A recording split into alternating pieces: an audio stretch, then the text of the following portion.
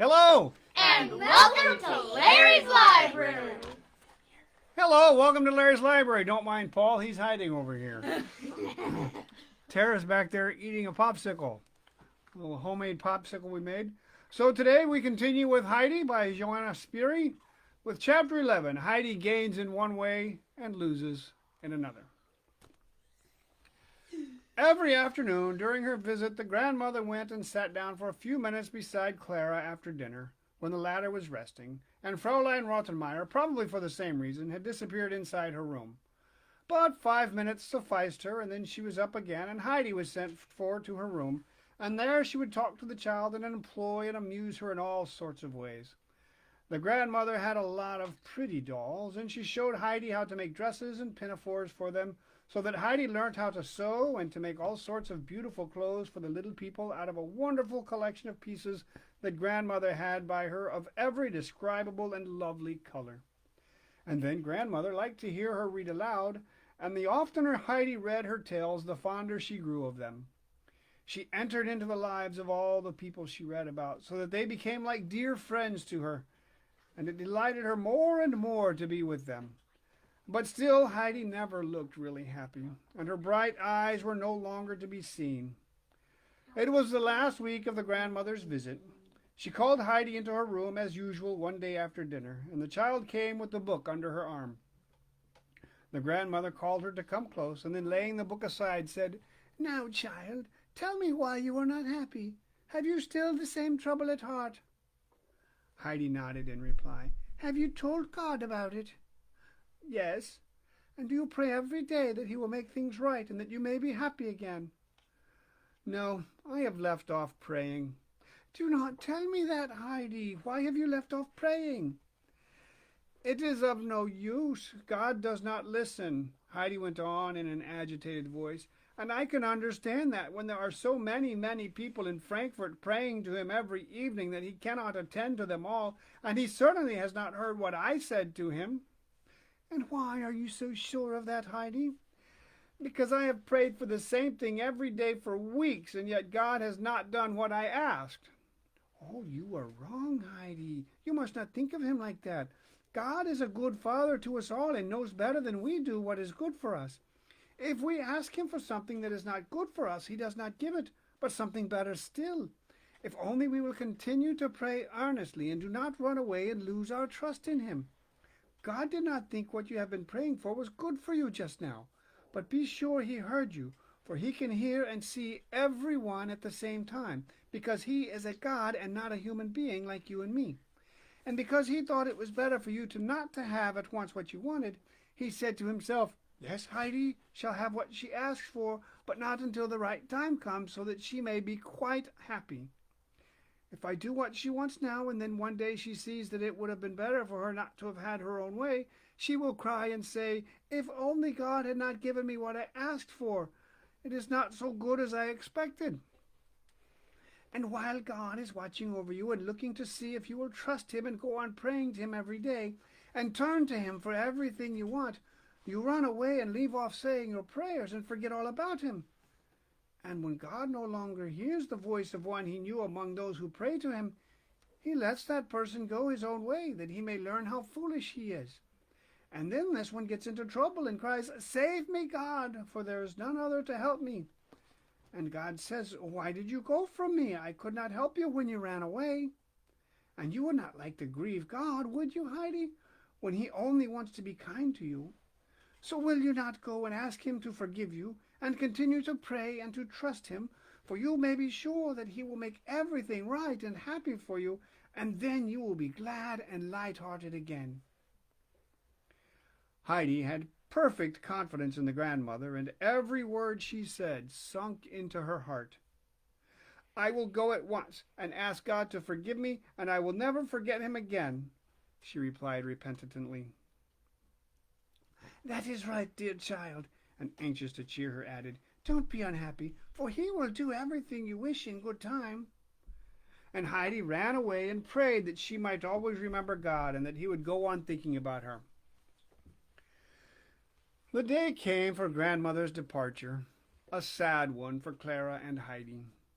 But the grandmother was determined to make it as much like a holiday as possible and not to let them mope, and she kept them so lively and amused that they had no time to think about their sorrow at her going until she really drove away.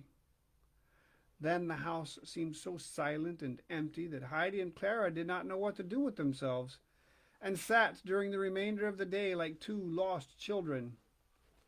The next day, when the hour came for Clara and Heidi to be together, the latter walked in with her book and proposed that she should go on reading aloud every afternoon to Clara if the latter liked it. Clara agreed and thought anyhow it would be nice for that day, so Heidi began with her usual enthusiasm. But the reading did not last long, for Heidi had hardly begun a tale about a dying grandmother before she cried out, "Oh, then grandmother is dead!" and burst into tears, for everything she read was so real to her that she quite thought it was the grandmother at home who had died, and she kept on exclaiming as her sobs increased, "She is dead, and I shall never see her again, and she never had one of the white rolls." Clara did all she could to explain to Heidi that the story was about quite a different grandmother, but even when at last she had been able to convince Heidi of this, the latter continued to weep inconsolably, for now she had awakened to the thought that perhaps the grandmother, and even the grandfather also, might die while she was so far away, and that if she did not go home for a long time, she would find everything there all silent and dead, and there she would be all alone and would never be able to see the dear ones she loved any more. Fraulein Rottenmeier had meanwhile come into the room, and Clara explained to her what had happened. As Heidi continued her weeping, the lady, who was evidently getting impatient with her, went up to Heidi and said with decision, "Now, Adelaide, that is enough of all this causeless lamentation. I will tell you once for all, if there are any more scenes like this while you are reading, I shall take the book away from you and shall not let you have it again." Her words had an immediate effect on Heidi, who turned pale with fear.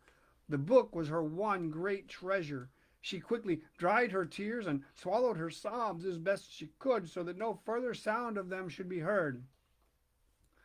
The threat did its work, for Heidi never cried aloud again, whatever she might be reading. But she had often to struggle hard to keep back her tears, so that Clara would look at her and say, "What faces you are making, Heidi! I never saw anything like it." But the faces made no noise and did not offend Fraulein Rottenmeier, and Heidi, having overcome her fit of despairing misery, would go quietly on for a while, and no one perceived her sorrow. But she lost all her appetite, and looked so pale and thin that Sebastian was quite unhappy when he looked at her, and could not bear to see her refusing all the nice dishes he handed her. He would whisper to her sometimes in quite a kind, fatherly manner, "Take a little. You don't know how nice it is. There, a good spoonful. Now another." But it was of no use. Heidi hardly ate anything at all, and as soon as she laid her head down at night, the picture of home would rise before her eyes, and she would weep, burying her face in the pillow that her crying might not be heard. And so many weeks passed away.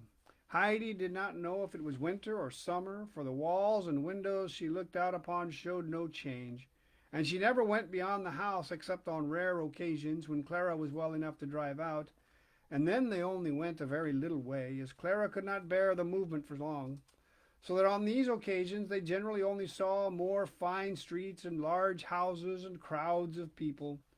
They seldom got anywhere beyond them, and grass and flowers, fir trees and mountains were still far away. Heidi's longing for the old familiar and beautiful things grew daily stronger, so that now only to read a word that recalled them to her remembrance brought her to the verge of tears which with difficulty she suppressed. So the autumn and winter passed, and again the sun came shining down on the white walls of the opposite houses, and Heidi would think to herself that now the time had come for Peter to go out again with the goats to where the golden flowers of the cistus were glowing in the sunlight, and all the rocks around turned fire at sunset. Heidi would go and sit in a corner of her lonely room, and put her hands up to her eyes that she might not see the sun shining on the opposite wall, and then she would remain without moving, battling silently with her terrible homesickness until Clara sent for her again. And that's the end of chapter 11. Tomorrow? Pages. Yeah, chapter 12, a ghost in the house. Ooh. What? A ghost in the house. A little excitement. Fine. Something to look forward to for tomorrow. A ghost in the house. Thank you very much. This has been Larry's Library. Watch for us on YouTube. Bye. Bye.